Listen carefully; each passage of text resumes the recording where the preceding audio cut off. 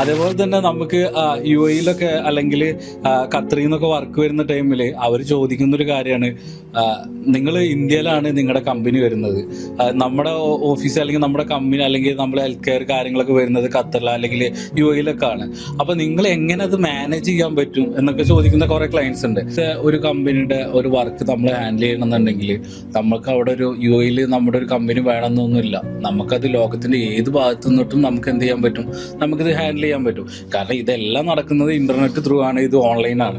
ഇപ്പോൾ ഈവൻ മെറ്റാഡ്സ് ആയാൽ പോലും നമ്മൾ എന്ത് ചെയ്യുന്നത്, നമ്മൾ ഇവിടെ നിന്നുകൊണ്ട് ഇപ്പോൾ UAE-ൽ ഷാർജയിലുള്ള ഒരു ഹെൽത്ത് കെയർ ആണെന്ന് വിചാരിക്കാം. ആ ഹെൽത്ത് കെയർ ഷാർജ ഏരിയയിൽ മാത്രം ഫോക്കസ് ചെയ്യണമെന്നുണ്ടെങ്കിൽ നമ്മൾ UAE-ൽ പോയിട്ട് അവിടെ ഒരു കമ്പനി ഇട്ടിട്ട് ആ സ്പെസിഫിക് ലൊക്കേഷൻ വെച്ചിട്ട് നമുക്ക് എന്ത് ചെയ്യേണ്ട ആവശ്യമില്ല, ടാർഗറ്റ് ചെയ്യേണ്ട ആവശ്യമില്ല.